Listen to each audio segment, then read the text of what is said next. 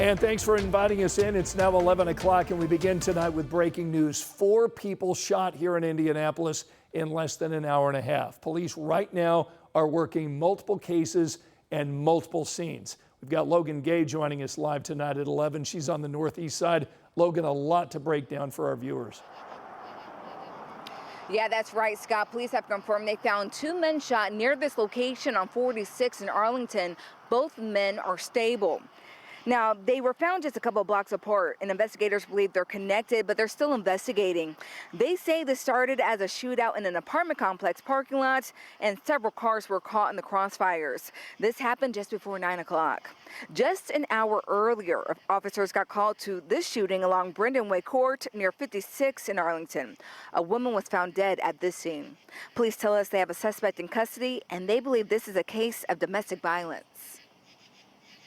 These kinds of incidents are so tragic because you have, what was once a romantic, intimate relationship turns into violence. And so I just urge anybody out there, if you're in an abusive relationship, there is help, there is resources. Call the roll call number closest to where you live at, call IMPD. There's a lot of resources online. The most recent shooting happened just a couple of hours ago on Linwood Avenue. Police say they found an injured person near Emerson Avenue and Thompson Road on the southeast side. That person is said to be stable. We're still working to learn more information about what's led up to these shootings. Once we do get that information, we'll get that to you as soon as possible. Police are also asking for help from the community. If you know anything, if you saw anything, or even if you have some Ring doorbell camera video, they're asking that you also come forward as soon as possible and help them solve these cases. For more information about how you can reach out to them and for those phone numbers, you can find all that information on our website, WTHR.com. Scott?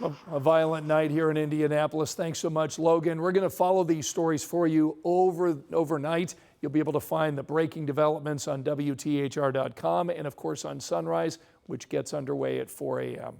And now to the future of Washington Square Mall, a shopping center tonight, now a shadow of its former self, a property in need of its own kind of retail therapy. Tonight, our Ella Rhodes gives us a first look at the treatment plans focusing on progress and potential.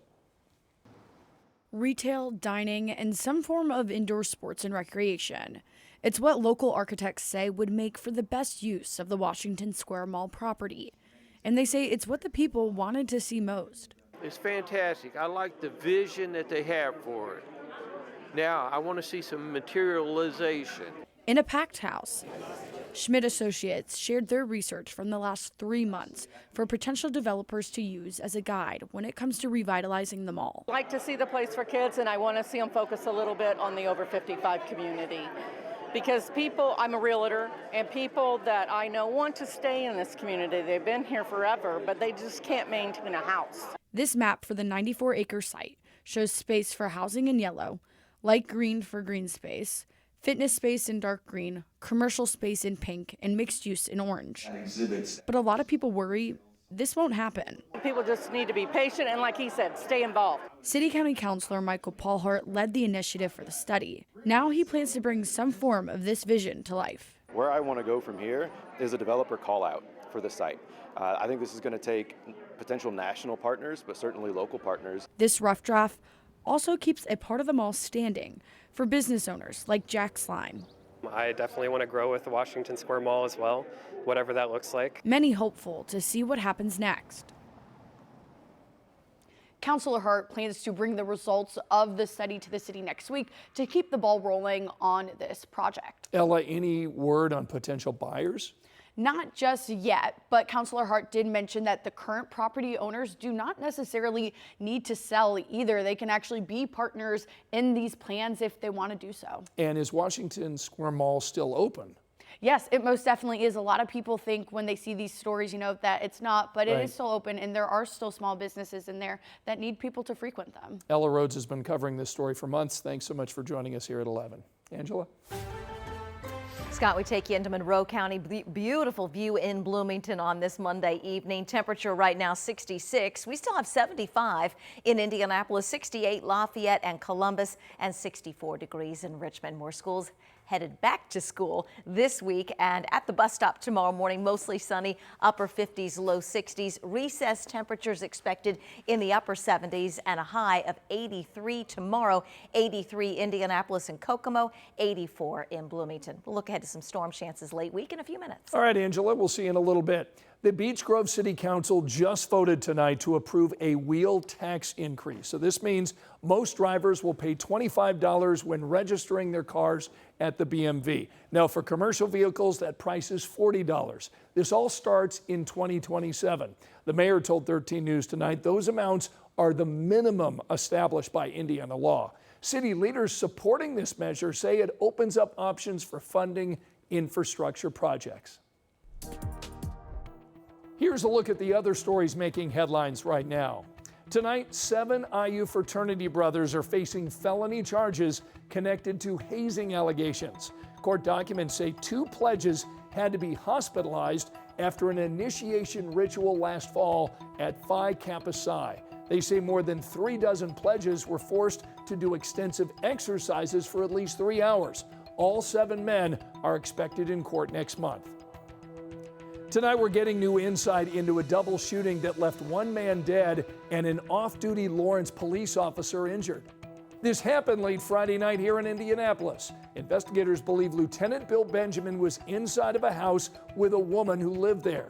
They say the woman's ex-boyfriend showed up, and then there was a confrontation between the 2 men with both firing shots. Benjamin was shot in the leg. 53-year-old Lamont Johnson died.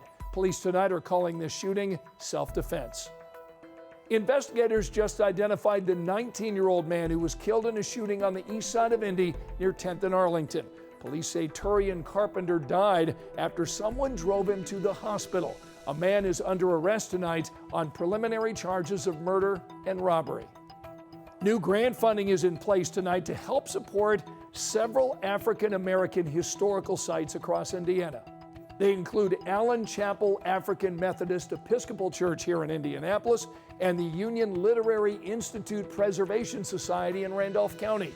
The money comes from funds established by Stan Cox, Lily's first black chemist.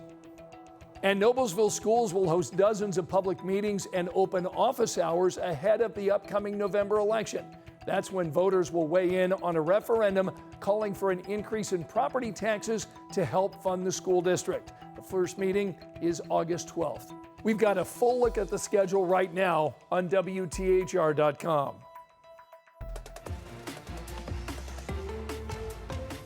We are deep into Colts training camp, and tonight we want to talk consistency and kickers. Dominic Miranda spent today at Grand Park hearing from the guys on their grand ambitions for the upcoming season. A gorgeous day here at Grand Park in Westfield for day 5 of Colts training camp. Full pads on, urgency ramped up a few notches. There's no question about it. We got a chance to hear from a couple of these guys after practice, after what was definitely a good work day here in Westfield for day 5 of Colts training camp. Josh Downs, the receiver, one of those guys, just talking about how important the continuity of this offense is. Daniel Jones being healthy, Jim Bob Cooter back as OC, Shane Steichen, been here, done that, so very important to get to where they're trying to go here this season. Coming in with the same quarterback we had last year is huge, and also same coaching staff. It helps having guys that you were already in the building with last year, so I feel like when you have that, and then when you also have coaches and a quarterback that really want to be good, it helps as well because they're doing a lot of extra work. So yes, it does make our jobs easier. Another thing that's in full swing, the kicker competition between Blake Grupe and Spencer Schrader, 2 viable options, 2 guys that could absolutely be the starting kicker on this football team. Shane Steichen, Grupe, and Schrader all talking about their mindsets going into this kicking competition. Yeah, we're going to rotate those guys in kicking, but that's going to be a good battle for sure. Both those guys are starting kickers in this league, so that'll be very interesting to see how that plays out because I love both those guys. In the NFL, the standard at the kicking position is incredibly high. So, everybody knows what they're signing up to do. That's the nature of the position. You just go out there and worry about you. and take it one rep at a time. People will always come and go, like other kickers will come and go, other positions. It's like you are your only consistency. So just you have to get comfortable with that mentality of competing with yourself day in and day out. And last but not least, we got a chance to hear from DeForest Buckner. He updates us on his injury progress, progressing every day, feeling a lot better. I'm just feeling everything out and everything for the first time in live reps, and I mean, neck responded well. Obviously, some a little muscle soreness here and there. Obviously, it was expected. First time getting back out there, but yeah, all in all, everything was great. So this position battle is certainly something to keep an eye on. We want this Colts offense to be back to the way it was with Jones under center, and obviously the health of DeForest Buckner paramount for this Colts defense as a leader, and from a production standpoint, there's no doubt about it. We'll be back here at Grant Park on Tuesday for day 6 of Colts training camp. Keep it locked on Channel 13 for all your training camp coverage. Here at Grant Park, I'm Dominic Miranda, 13 Sports.